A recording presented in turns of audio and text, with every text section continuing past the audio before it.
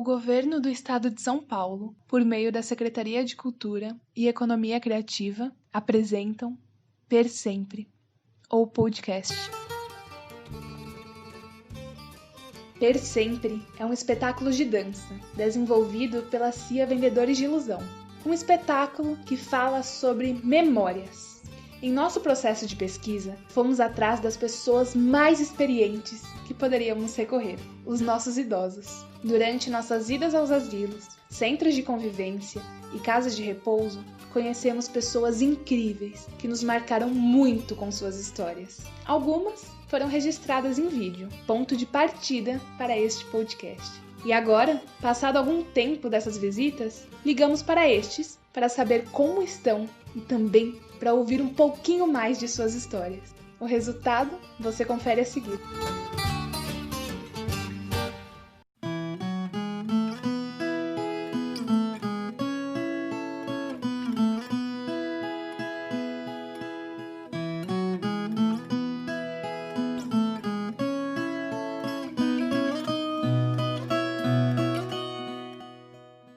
Oi, eu sou Ana Beatriz, bailarina da companhia, e hoje eu apresento a vocês Sueli de Fátima Rodrigues Mendonça.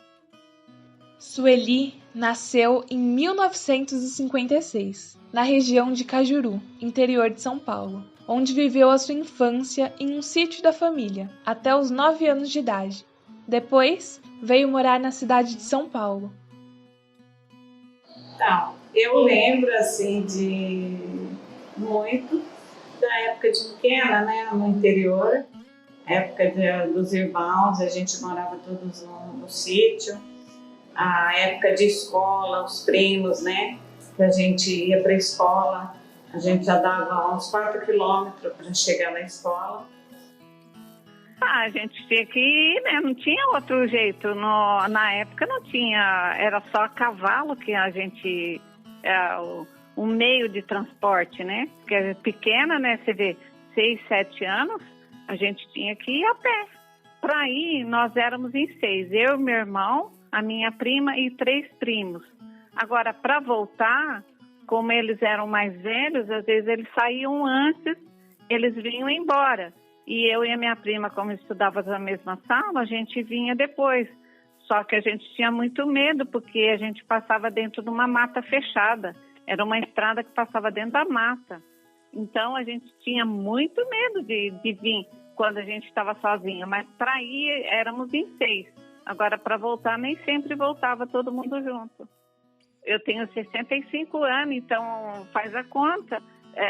50 anos atrás, aquilo era bem deserto. A cidadezinha, a gente chamava de cidade, o pessoal ria. Porque ela era super grande em área territorial, mas a cidade, casas eram poucas. Então, quando a gente chamava cidade, o pessoal ria. Mas era mato, praticamente tudo mato, né? Então tinha muito mato. Hoje em dia não, hoje em dia é cortado tudo, é plantação de cana para todo lado lá. A população aumentou também lá, cresceu bastante, né? Mas na minha época era bem interiorzão mesmo. É roça, tem uma estradona de terra que é esses 4 quilômetros que a gente andava para chegar na escola.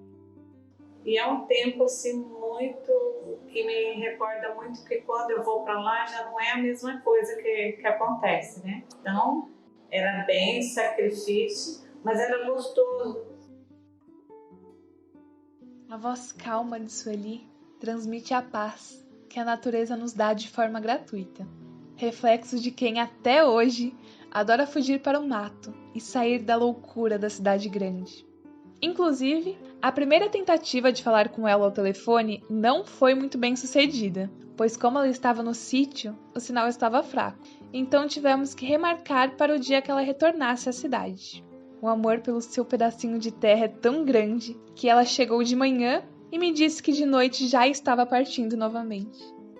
Nossa, por isso que hoje meu marido aposentou e falou, eu vou comprar uma chacrinha pra gente. E a gente está para lá, né? Desde que começou a pandemia, a gente está para lá, né? Se ficar dentro de casa, só dentro de casa, não tem condições. Nossa, lá jabuticaba, você precisa ver os pés de jabuticaba lá, aquilo fica carregadinho. Pensa numa árvore toda florida, branquinha, bonitinha, e depois toda cheia de jabuticaba.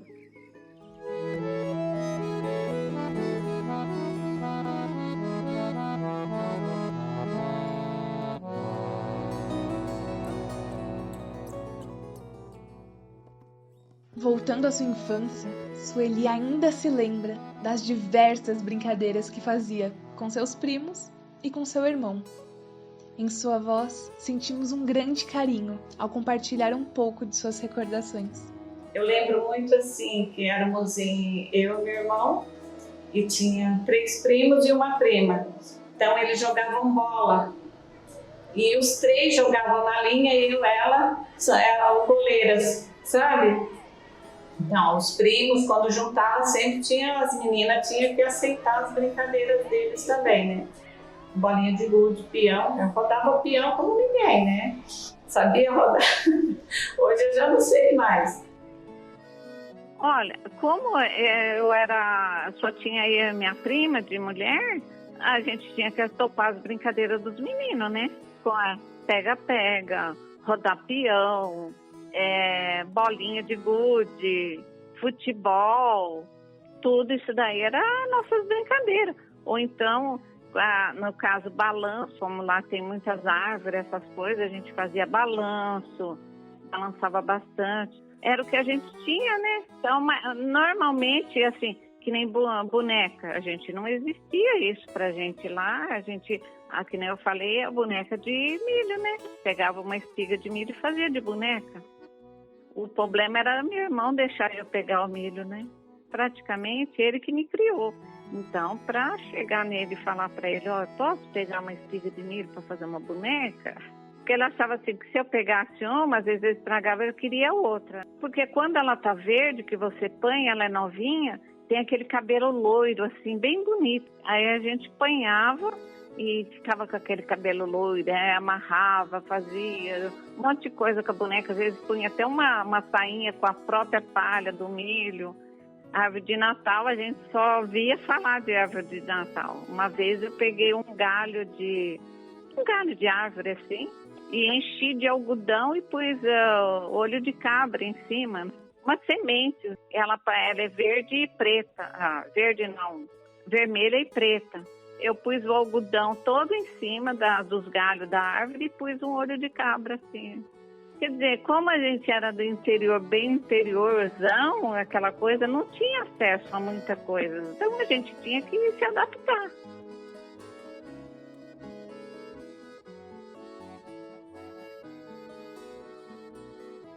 É inevitável não fazer um comparativo com as nossas crianças de agora, ouvindo essas histórias. Sem dúvida, foi uma geração que aproveitou muito a vida e nem sabiam disso.